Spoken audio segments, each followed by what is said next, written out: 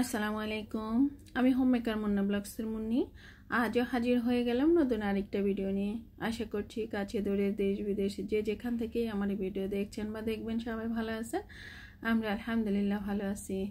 আজকের ভিডিও শুরুতে আপনাদেরকে আমার সেই এঁটো কড়াইটা দেখিয়ে দিলাম। তা আসলে কড়াইতে তো আমি সেদিন মানে কাঁচামরিচের সস বানিয়েছিলাম। তো ভাবলাম কড়াইটা ধুবো না, এটার মধ্যে যেহেতু একটু সসও লেগে আছে, তো এই বড়াইগুলো বাসায় আসলে পেকে যাচ্ছে, পেকে গিয়ে একদম ফুটো ফুটো হয়ে যাচ্ছে, আসলে খাচ্ছে না কেউ। তো তার জন্য ভাবলাম যে এই বড়াইগুলো একটু লবণ মরিচ তারপরে চিনি দিয়ে চুলায় একটু কষিয়ে নিই, তাহলে আসলে খাওয়া হয়ে যাবে আর কি। আচারের মতো একটু পাঁচফোড়ন টুড়ন দিয়ে দেবো, তাহলে তারা খেয়ে নেবে আর কি। কাঁচা বড়ের অনেকটা আচারে বলতে পারেন। তা আসলে ঝটপট বা সাথে সাথে খাওয়ার জন্যই এটা করা।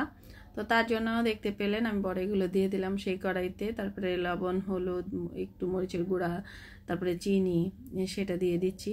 তো দিয়ে আমি এটাকে রান্না করে নেব। আর একটু পানি দিয়ে দিয়েছিলাম, সেটা অফ ক্যামেরায়। একটু সরিষার তেলও দিয়ে দিচ্ছি যাতে মানে কড়াইয়ের নিচে না লেগে যায়। আর যেহেতু আচার একটু তো সরিষার তেল দিলে ভালোই লাগবে। আর তো আমার এখানে বাসায় পাঁচফোড়ন রেডি করা ছিল, সেখান থেকে একটু পাঁচফোড়নও দিয়ে দিলাম, তারপরে একটু বিট লবণও দিয়ে দিচ্ছি। মানে যা আছে হাতের কাছে সব কিছু দিয়ে একটু টেস্টি করে বানাতে চেষ্টা করলাম আর কি, যাতে আসলে বড়িগুলো খাওয়া হয়ে যায়। তো মেয়ে বলেছিল টক বড়ি খাওয়ার জন্য, তো তার জন্য ওর মামা নিয়ে আসছে, ওর বাবা নিয়ে আসছিল মিষ্টি বড়ি।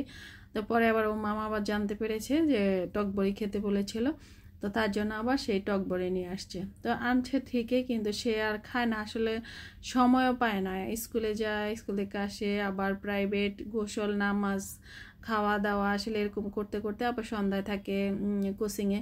তো যার জন্য আসলে সে বাসায়ও ঠিক মতো থাকা হচ্ছে না, খাওয়াও হচ্ছে না। আর একা একা এইসব খাবারগুলো আসলে ভালো লাগে না, আর আমিও সঙ্গ দিতে পারি না, কারণ আমি ঝাল একদমই খেতে পারি না, টকও তেমন একটা খেতে পারি না। একটা বড় সমস্যা আর কি। মন চায় খেতে, কিন্তু পেটের যন্ত্রণায় মানে পেট জ্বলা শুরু হয়ে যায়, যার জন্য আসলে খাওয়া হয় না আর কি। আর এই যে দেখেন, আমি কিন্তু বড়ের আচারটা দেখতেছিলাম আর কিন্তু ঢোক গিলতেছিলাম।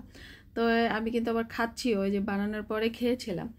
তো খেতে কিন্তু ভালোই হয়েছিল, কিন্তু কেমন একটা আঠালো আঠালো হয়েছে, যার কারণ হচ্ছে গিয়ে এগুলো তো কাঁচা বড়ই, যার জন্য একটু আঠালো আঠালো হয়েছে আর কি। তো এই জন্য আমার ছেলে আবার খায় না, এটা কেন আঠালো আঠালো হলো, পিচ্ছিল হলো, এই জন্য সে আর খায় না। তা আসলে আমি একটু ভুল করেছি, যদি মানে আমি একটু শুকিয়ে নিতাম বড়িটা তাহলে আর এমনটা হতো না। কিন্তু আসল কথা হচ্ছে গিয়ে সে খাবে না আর কি। আর কাঁচা বড়িটা ভাবলাম যে কাঁচা বড়ির আচার তো দেওয়া যায়, তো এইভাবে করে দেখি, তো হয়তো খাওয়া হয়ে যাবে, এই জন্য আসলে করা। তো যাই হোক, খাওয়া কিন্তু প্রায় শেষ পর্যায়ে, আর অল্প একটু আছে, তো শেষ হয়ে যাবে। তো আমি মাঝে মাঝে দুপুরবেলা যখন রান্না করি টেবিলের উপর রেখে দেই, একটু একটু করে একটা একটা একটা বড়ি করে খেয়ে ফেলি এই আর কি। আর এদিকে খান সাহেব হলুদ নিয়ে আসছে। তো আমি যেহেতু মশলাগুলো বরাবরই কিন্তু বাসায় রেডি করতে চেষ্টা করি আর কি, তার জন্য বলেছিলাম যে হলুদ প্রায় শেষ পর্যায়ে। তো সামনে রমজানও আসতেছে, আর রমজান ছাড়াও আমাদের তো সারা বছরই আসলে এইসব জিনিসগুলো লাগে। আর রমজান মাসে এটা যে একদম কঠিন কাজ ঠিক তা না, আসলে করা যায়, ইচ্ছা থাকলে যে কোনো সময় যে কোনো কাজ করা যায়। আমি হয়তো বা ভাববো যে আমি রমজান মাসে কোনো কাজ করব না, কেবল মানে রোজা রাখবো, ইবাদত বন্দিগি করব, আর হচ্ছে গিয়ে রান্নার সময় রান্না করব, যতটুকু পারি ততটুকু সম্ভব আর কি করার। আর কিন্তু এমন আছে, আল্লাহ কোন সময় কোন পরিস্থিতিতে রাখে এটা আমরা কেউই জানি না, যার জন্য সম্পূর্ণ আসলে আল্লাহ ভরসা করে এগিয়ে যাচ্ছি। যখন যেটা করা সেটা ঠিক তখনই করে নিচ্ছি। ওই যে রমজানের জন্য আলাদা এটা করব সেটা করব, সেটা হয়তো আমার কিসমতেও থাকবে না, হয়তো বা আমিও বেঁচে থাকবো না, এই আর কি। তো যার জন্য আসলে এসব করতে ভালো লাগে না। আসলে সময়ের কাজ সময় করা উচিত, যখন যেটা শেষ হয় বা যখন যেই কাজটা আমার করণীয় আমি সেই কাজটা আসলে করতে চেষ্টা করি আর কি। পরিস্থিতি পরিবেশ বুঝেই সবগুলো কাজই করা উচিত। তো হয়তো অনেকে বলবেন যে আমি কেন ফ্রোজেন জিনিসপত্র তাহলে রাখি আগামী দিনের জন্য। আসলে সেটা হচ্ছে আমার বাসায় যেহেতু পর্যাপ্ত পরিমাণে নিয়ে আসতেছে, তো জিনিসটা তো আমার নষ্ট করে ফেলে দেওয়া উচিত হবে না। তো যার জন্য আমি আসলে সেটা রেখে দেই, কোনো সিস্টেম মোতাবেক রেখে দিই। আর যেহেতু আমি একা হাতে কাজ করি, তো আমার জিনিসপত্রগুলো আমি আমার মতো করে গুছিয়ে রাখতে চেষ্টা করি আর কি। তো তার জন্য বলতেছি। আর এই যে রমজান মাসের জন্য আলাদা জিনিসপত্র খাবার দাবার এই সেই এটা আমি কিন্তু করি না, আমি যে দিনেরটা সেই দিনই রেডি করি। আর চেষ্টা করি, যেহেতু বাচ্চারা রোজা রাখে, ফ্রোজেন জিনিসটা না খাওয়াতেই চেষ্টা করি, কারণ সতেজ খাবারটা খেলে অত বেশি সমস্যা হয় না। আর আমরা তো ভাজা পোড়া খেতেই অভ্যস্ত, আমরা বাঙালি, ভাজা পোড়া ভাত এসবই আমরা খাই। তো তার জন্য আসলে ভাজা পোড়াটা আপনি যদি সিস্টেম মোতাবেক সকাল থেকে সন্ধ্যা পর্যন্ত চলাফেরা করেন, তাহলে আপনার নামাজ কালাম বা কাজকর্ম সব কিছুই করতে পারবেন ইনশাল্লাহ। আগে তো গ্রামেই ছিলাম, গ্রামে কিন্তু কাজ বেশি থাকে, উঠান ঝাড় দেওয়া, লাকড়ির চুলায় রান্না করা, তারপরে কলে মানে চাপ কলে কাজ করা বা টিউবওয়েলে কাজ করা, পুকুরে কাজ করা, অনেক ধরনের কাজ থাকে। আর এখন তো আমরা যে যারা শহরে থাকি তাদের রান্নাঘরে মানে পানি টানি সব কিছুর ব্যবস্থা, তারপরে একই একটা নির্দিষ্ট জায়গার মধ্যে সব কিছু থাকে। তো এখানে যদি মানে গ্রামে যদি আমি পেরে থাকি তাহলে এখানে কেন পারবো না? তো যাই হোক, এটা আসলে যার যার ব্যাপার আর কি, যে যেমনটা বুঝে যে যেমনটা ভাবে কাজ করতে সুবিধা মানে হয় আর কি, সে সেভাবে আসলে কাজ করতে চেষ্টা করে। তো আমি কিন্তু সেটা করি না, যেহেতু আমার ছেলে মেয়ে দুইজনই মাশাআল্লাহ রোজা রাখে, তারা অনেক ছোটবেলা থেকেই কিন্তু রোজা রাখে। তো তার জন্য সব সময় চেষ্টা করি যে ওদেরকে আসলে সতেজ খাবারটা খাওয়াতে। আমি যখন একা একা রোজা রাখতাম, আমার বাচ্চারা ছোট ছিল, আমার ছেলে মাত্র একটা রুটি খেত তখন, মানে মেয়ে তো তখন খেতই না কোনো খাবার, তো কারণ সে আরও ছোট ছিল। তো তার জন্য আমি একটা রুটি কিন্তু আমার ছেলের জন্য প্রতিদিন আমি তৈরি করতাম। তখন যদি পেরেছি, নামাজ পড়েছি, কোরআন পড়েছি, আর রোজাও রেখেছি, শ্বশুর শাশুড়ি ছিল, গ্রামে ছিলাম, তো তখন পারলে এখন ইনশাল্লাহ পারবো। তো আর এদিকে দেখেন আমি কথা বলতে বলতে আমি হলুদগুলো কিন্তু সিঙ্কে ঢেলে পরিষ্কার করে নিয়েছি, যাতে বা ধুলো বালি যায় ছিল সব কিন্তু চলে গিয়েছে। এবার একটা স্ট্যান্ডার রেখে দিচ্ছি, পানিটা ঝরিয়ে নিচ্ছি। আর এইদিকে মৌরি এনেছিল, আর মৌরি তো এটা আমাদের সব সময় থাকে, তো মৌরিটাও কিন্তু আমি ধুয়ে নিয়েছিলাম অফ ক্যামেরায়, সেটা দেখাচ্ছি না কারণ আমার ভিডিওতে অনেকবারই আপনারা মৌরি রেডি করতে দেখেছেন। তো দুইটাই কিন্তু স্ট্যান্ডার রেখে দিয়েছি, পানি ঝরে গেলে চুলার নিচে দিয়ে শুকিয়ে নেব। আর এটা ছিল আমার রাতের অংশ, এই যে মৌরি আর হলুদটা ধুয়ে রেখে দিয়েছিলাম। তারপরে এই হচ্ছে গিয়ে সকালবেলা আমি নাস্তা বানাচ্ছিলাম, তো আমার ছেলে ভিডিওটা করেছিল, ও পুকুরের অবস্থাটা দেখাচ্ছিল, আমাকে বলতেছে আম্মু দেখো পুকুরে কি অবস্থা।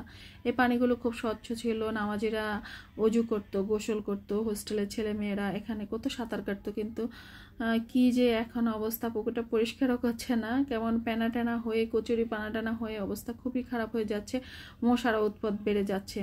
তো আমি কিন্তু ওদিকে আবার রুটি বানাচ্ছিলাম, রেডি করতেছিলাম, আমার ভাইরাও আছে, আমার ছেলে মেয়েরাও আছে, তারও ছেলে মেয়ে দুজনে স্কুল কলেজ যাবে। তো তার জন্য আসলে সকালবেলায় নামাজ আদায় করে কিন্তু আমি রান্না করে চলে আসছিলাম।